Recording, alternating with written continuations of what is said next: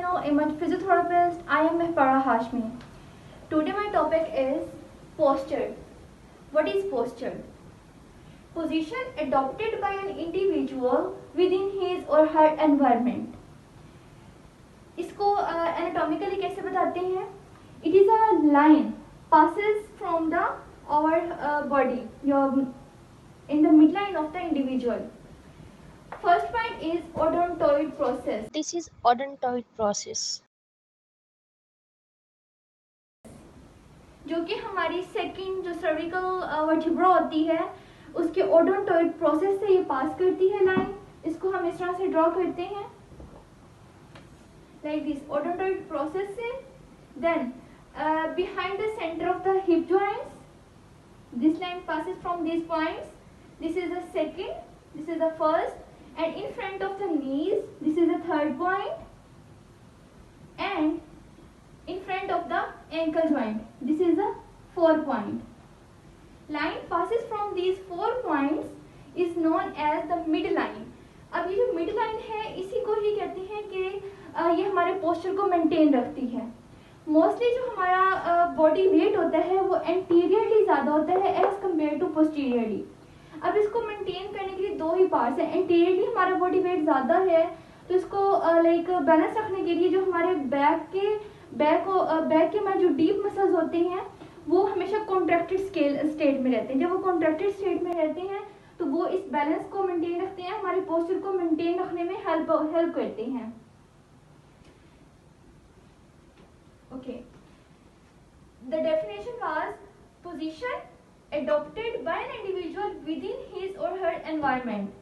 अब ये क्या, इसका बेनिफिट क्या होता है पोजीशन को मेंटेन करने का?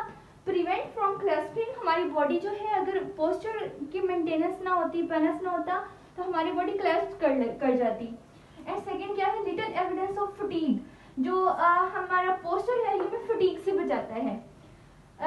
इस पोस्चर की वजह से जब हमारे मसल जो हैं वो ज़्यादा देर के लिए कॉन्ट्रैक्टेड स्टेट में रहते हैं और हम मोस्ट ऑफ द टाइम जो एक्सटेंसर मसल्स होते हैं वो हमेशा कॉन्ट्रैक्टेड स्टेट में रहते हैं हमारे पोस्चर को मेंटेन रखने के लिए. तो ये हमें फटीग से बचाते हैं. जिसका पोस्चर अच्छा होगा वो उसको फटीग कम होगी. जिसका पोस्चर खराब होगा तो उसको लाइक वो प्रोलॉन्ग स्टैंडिंग नहीं कर सकता, प्रोलॉन्ग सिटिंग नहीं कर सकता पोस्चर खराब होने की वजह से. इसका मैकेनिज्म क्या है कि हमारा पोस्चर मेंटेन रहता है. अगर हम स्टैंडिंग स्टेट में है तो कैसे मेंटेन रहेगा, सिटिंग में है तो कैसे मेंटेन रहेगा. इसका मैकेनिज्म कुछ ऐसे है कि हमारा जो सेरिब्रल कॉर्टेक्स है, थैलेमस, हायर ब्रेन सेंटर्स वो मैसेज डिलीवर करते हैं कहाँ पर? हमारे मसल्स को. मसल्स रिफ्लेक्स जो है वो जनरेट होता है जिसके रिजल्ट में क्या होता है हमारे मसल्स की जो टोन है वो लाइक मेंटेन रहती है. जब मसल्स की टोन मेंटेन रहती है तो जो हमारे एक्सटेंशन मसल्स हैं वो कॉन्ट्रैक्टेड हालत में रहते हैं तो वो हमारे पोस्चर को मेंटेन करते हैं.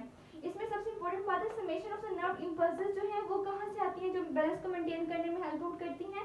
वो हमारे नेक के मसल्स से, ट्रंक के मसल्स से और हिप के मसल्स से. नेक के मसल्स, ट्रंक के मसल्स और जो हमारे होते हैं इसके हिप के मसल्स, ये वो 3 मसल्स हैं जो हमारे मैसेज डिलीवर करते हैं किसको? लार्ज एंटीरियर ग्रे कॉलम को, जो कि हमारे कॉमन फाइनल पाथवे है टोन को मेंटेन करने के लिए. जब हमारे मसल्स की टोन जो है वो मेंटेन रहेगी तो क्या होगा? पोस्चर मेंटेन रहेगा. पोस्चर को मेंटेन रखने के लिए जो एंटीरियर ग्रे कॉलम है इसका बहुत इम्पोर्टेंट रोल है. ये इनपुट सिग्नल जो है उनको लाइक रिसीव करता है. यहाँ पर सारी जो नर्व इम्पल्सेस उनकी सबमिशन होती है at the level of the anterior grey column. अब जो एंटीरियर ग्रे कॉलम है ये इनपुट सिग्नल्स कहाँ से रिसीव करता है? एक तो ये higher centre of the brain से like cerebral cortex, thalamus, red nucleus and the vestibular nucleus and the cerebellum. इसके अलावा ये वेस्टिबुलर कोक्लियर नर्व्स वगैरह से लाइक इनपुट सिग्नल्स लेता है. नेक मसल्स के जो और नेक मसल्स, ट्रंक मसल्स और लिम्ब मसल्स के जो इवन स्किन के रिसेप्टर्स हैं उनसे भी ये इनपुट सिग्नल्स लेता है. किसके ज़रिए से? जो हमारे वॉलंटरी मसल्स के ट्रैक्ट हैं लाइक कोर्टिकोस्पाइनल ट्रैक्ट जो कि वॉलंटरी मसल्स की मूवमेंट को कंट्रोल करता है. रूब्रोस्पाइनल ट्रैक्ट जो है ये हमारे जो एंटी ग्रेविटी मसल्स हैं उनकी एक्टिविटी को इनहिबिट करता है. जो वेस्टिबुलर स्पाइनल ट्रैक्ट है ये हमारे जो एंटी ग्रेविटी मसल्स उनको एक्टिवेट करता है. रूब्रोस्पाइनल इनहिबिट करता है, वेस्टिबुलर स्पाइनल ट्रैक्ट जो ये इनको एक्टिवेट करता है. रेटिकुलर स्पाइनल ट्रैक्ट जो है ये भी हमारे जो वॉलंटरी मसल्स हैं उनको क्या करता है, कंट्रोल करता है मूवमेंट को। अब इस ट्रैक्ट के ज़रिए से इस जो एंटीरियर ग्रे कॉलम है यहाँ पर समेशन होती है नर्व इम्पल्सेस की, और उसके बाद जो है हमारे मसल्स के पास लाइक मसल्स के रिसेप्टर जो हैं उनके पास इफरेंट जो पाथवेज हैं वो मैसेज लेकर जाते हैं कि आप मसल्स को कॉन्ट्रैक्टेड स्टेट के अंदर रखना चाहिए, और हमारे जो मसल्स हैं उनको उनकी टोन को मेंटेन करना है, पोस्चर को मेंटेन करने के लिए। ये था एक मैकेनिज्म पोस्चर को मेंटेन।